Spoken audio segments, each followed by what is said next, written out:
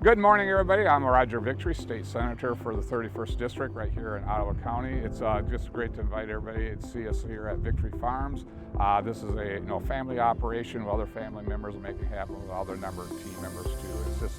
It's been enjoyable to be able to work as a state senator, but have something really to come back home to that's tangible and work hard at Victory Farms. And while I serve the state of Michigan at that Senate level, I always take pride working with my team members that we feed the eastern half of the United States, the good folks in Michigan, and just providing a healthy nutritional diet that we from our root vegetables, squash, and those things. So it's enjoyable to be surround yourself with good people and do the balance of both there. And it's just good to be here at Victory Farms because that's my special little place to come back to those hard days in Lansing and making those decisions and have something real and tangible to have in your life.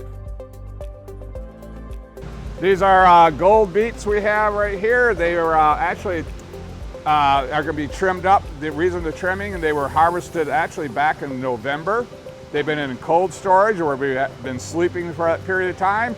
And now that we brought them out of cold storage, they will be packed up and they should be on their way to probably I believe in New York customers will be getting those. So packed today, shipped tomorrow, arrival in New York City on Monday. We have 2% of the population in this country feeds 98% of the population.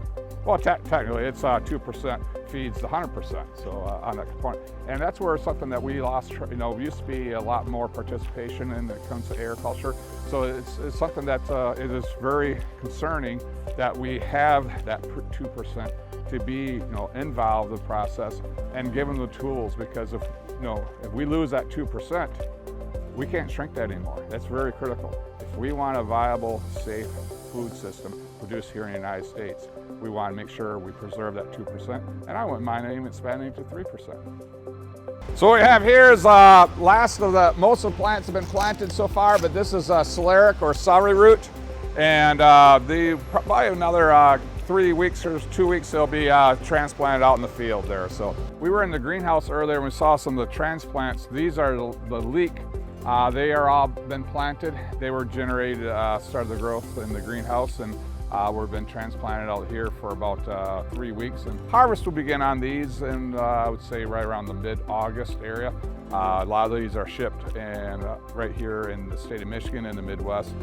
Next item we see is what we saw in the greenhouse earlier is the celeriac or celery root. It looks just like a celery, but what we harvest the root itself, and it's kind of used in a lot of soups and slaws and areas. It's a kind of a very popular in Europe, kind of a niche item that we do a lot at Victory Farms. We also notice how we kind of plant these up on a ridge formation, because in this more muck organic soil, it's can be flooding prone. So by just elevating those up on those ridge formation, it helps the growth of the plant and also withstand some of those heavier rain events.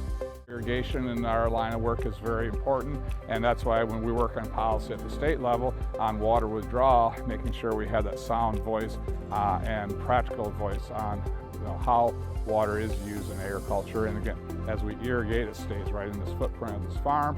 It's not shipped off to other areas. So when we talk about water withdrawal issues, we have to have that always part of the conversation. I really, truly appreciate bringing that voice to Lansing and a very mature and informed level, so we can have those difficult conversations and make sure we have sound policy for all those who live in the state of Michigan, including the agricultural sector.